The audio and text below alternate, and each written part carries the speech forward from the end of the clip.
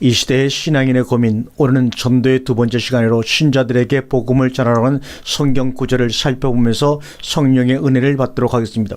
첫 번째로 디모데후서 4장 2절입니다. 너는 말씀을 전파하라.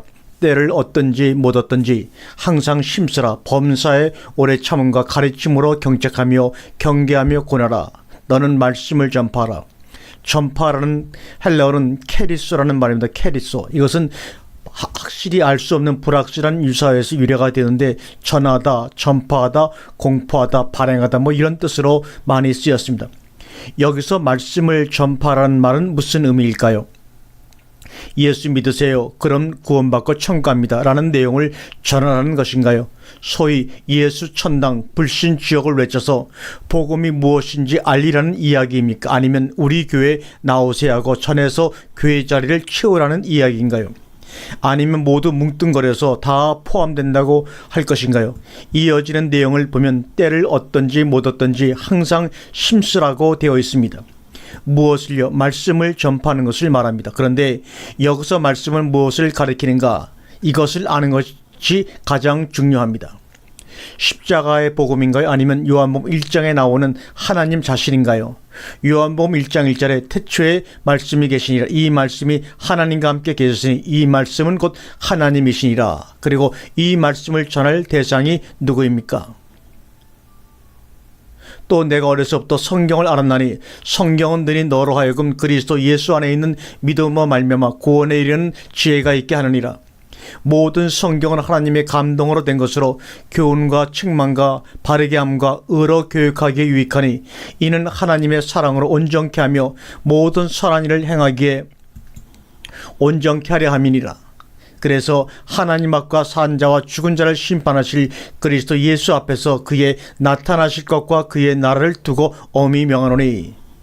우리가 3장 10절과 4장 1절 사이에 한글 성경에서 빼먹은 그래서라는 접속사가 있습니다. 따라서 그 대상은 3장에 이어서 말씀하시는 하나님의 사람들인 것입니다.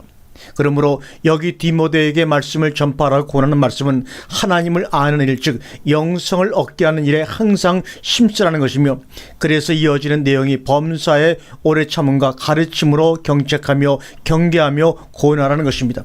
그렇다면 이 내용은 이미 믿고 있는 자들에게 주시는 전도가 아닌가요? 구약에서도 살펴보겠습니다. 에스겔서 2장 3절과 7절의 말씀을 보도록 하겠습니다.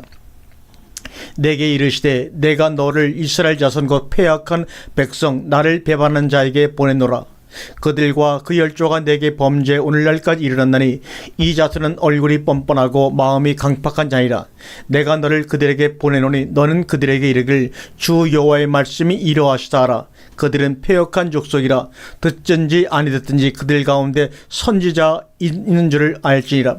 인자야 너는 비록 가시와 찔레와 함께 처하며 정갈 가운데 거할지라도 그들을 두려워 말고 그 말을 두려워할지 말지니라.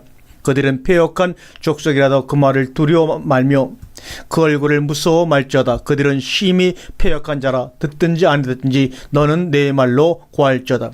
보라, 듣든지 아니 듣든지 하나님의 말씀을 전해야 할 대상이 누구인가를, 때를 얻든지 못 얻든지 하나님의 말씀을 전해야 할 대상이 오늘날 누구인가를 깨달으시길 바랍니다.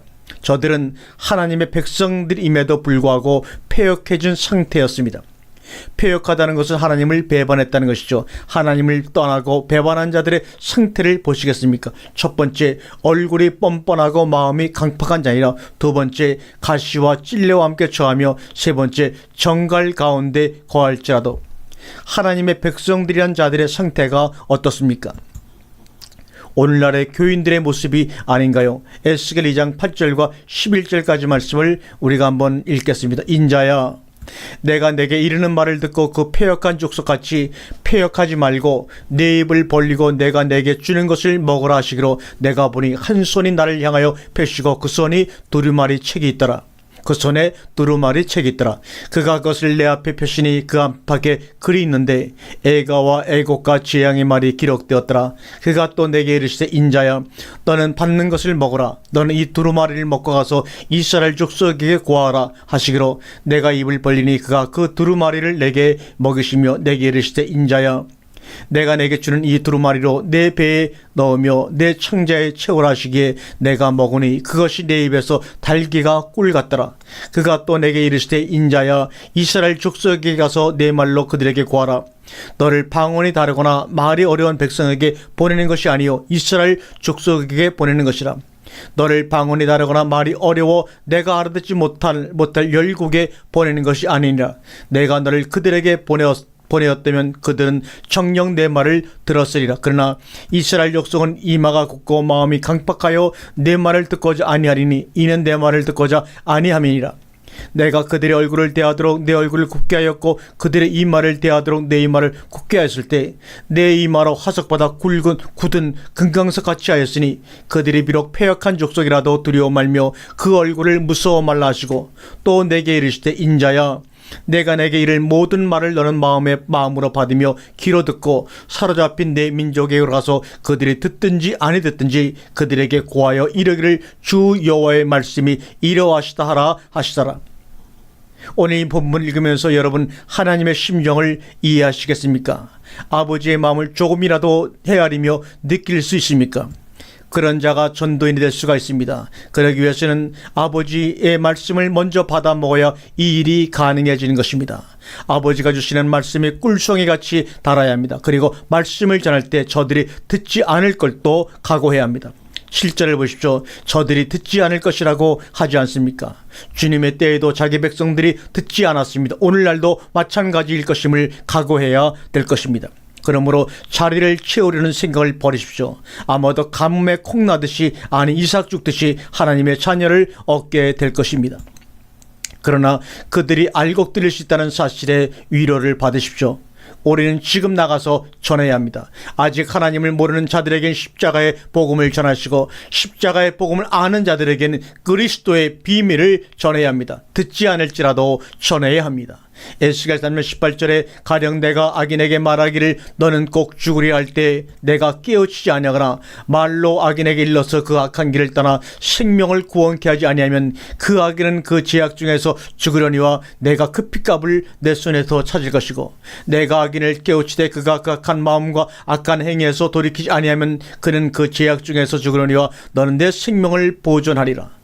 또 의인이 그 의에서 돌이켜 악을 행할 때는 이미 행한 그 의인은 기억할 바가 아니라 내가 그 앞에 거치는 것을 두면 그가 죽을지니 이는 내가 그를 깨우치지 않음이라. 그가 그 죄 중에서 죽으려니와 그 핏값은 내가 내 손에서 찾으리라. 그러나 내가 그 의인을 깨우쳐 범죄치 않게 하므로 그가 범죄치 아니하면 정령 살리니 이는 깨우침을 받으며 너도 내 영혼을 보존하리라고 말씀하고 있습니다. 악인과 의인에게 모두 전해야 한다고 하지 않습니까? 그들에게 맞는 말씀, 그들이 들어야 하는 복음을 전해야 합니다. 십자가의 복음이냐 진리의 복음인 그리스도의 비밀을 전하느냐의 차이뿐입니다. 우리가 전해야 할 복음과 대상은 이렇게 많습니다. 그럼에도 자기 하나만 생각하여 주저앉아 받아먹기만 좋아한다면 예루살렘에 핍박이 임하여 흩어진 것처럼 흩을 것이요 그들의 핏값을 우리에게 묻게 될 것입니다. 하나님께서 우리 속에 뜨거운 심령을 허락하여 전하지 않고는 견딜 수 없는 심령이 되게 하시기를 간절히 바랍니다. 에스겔 20장, 에레미야 20장 7절과 11절에 여호와 주께서 나를 권위하심으로 내가 그 권위를 받았사오며 주께서 나보다 강하사 이기셨으므로 내가 조롱거리가 되니 사람마다 종일토록 나를 조롱하나이다. 대전에가 말할 때마다 외치며 강포와 멸망을 부르짖으니 여호와의 말씀으로 하여 내가 종일토록 치욕과 모욕거리가 됨이니이다. 내가 다시는 여호와를 선포하지 아니하며 그 이름을 말하지 아니하리라 하면 나의 중심이 불붙는 것 같아서 골수에 사무치니 답답하여 견딜 수 없나이다. 등하면서 고소하라 우리도 고소하라 하리라 하며 나의 친한 벗도 다 나의 타락하기를 기다리며 피차 이르기를 그가 혹시 유혹을 받으리니 우리가 그를 이기어 우리 원수를 갚자하나이다. 그러나 여호와는 두려운 용사 같으시며 나와 함께 하시는 거로 나를 박해하는 자가 넘어지고 이기지 못할 것이오며 그들은 지혜롭게 행치 못함으로 큰 수욕을 당하리오니 그 수욕은 영영이 있지 못할 것이니이다. 여러분, 하나님의 말씀으로 인하여 당할 일을 알고 세상을 향해 나아가십시오. 우리는 주께 이미 항복하여 그분의 권위를 받아들인 상태로 전도자가 된 사람들이기 때문에 가만히 있을수록 화가 된다는 것을 잊지 마십시오. 심지어 가장 친한 친구조차도 나의 타락을 기다린다는 사실을 알고 담대하며 삼가 조심하여 우리의 할 일을 해야 돼. 하나님이 나와 함께 하신다는 사실을 알고 그것이 우리의 힘이 되며 안식이 되어야 할 것입니다. 우리가 비록 일시적으로 괴로움을 당하고 핍박을 받으며 조롱을 당할지라도 반드시 이길 것이니 중심에 타오르는 열심과 골수에 사무치는 마음을 가지고 세상을 대해야 할 것입니다. 세부적인 전도의 문제에 대해 살펴본 것은 전도를 하더라도 알고 해야 한다는 생각 때문이었습니다. 하지만 전파되는 방식에 대해서는 논하지 않겠습니다. 그것은 자기에게 맞는 적절한 방법이 최선이기 때문이라고 생각합니다. 어떤 사람이 이렇게 전도했더니 잘 되더라, 저런 방식을 했더니 먹혀들더라 하는 것은 상황과 환경과 그때그때마다의 조건에 따라 달라지고 전도자의 성격이나 열정 그리고 그 당시 상황과 성령의 감동의 정도에 따라 다 다르게 나타나기 때문에 무엇이 가장 좋은가 하는 질문은 사실 어리석은 질문입니다. 빌립보 1장 18절에 그러면 무엇이냐, 외모로 하나 참으로 하나 무슨 방도로 하든지 전파되는 것은 그리스도니 이로써 내가 기뻐하고 또 기뻐하리라. 아멘. 그러므로 전도의 방식은 지역과 환경에 따라 가장 좋은 방법을 생각해내어 적절하게 사용하시기를 바랍니다. 다만 여러분의 중심에 지금까지 살펴본 하나님의 말씀에 합당한 자세와 중심과 깨달음을 가지고 하느냐 하는 것에 더 신경을 쓰며 전도하시기를 바랍니다.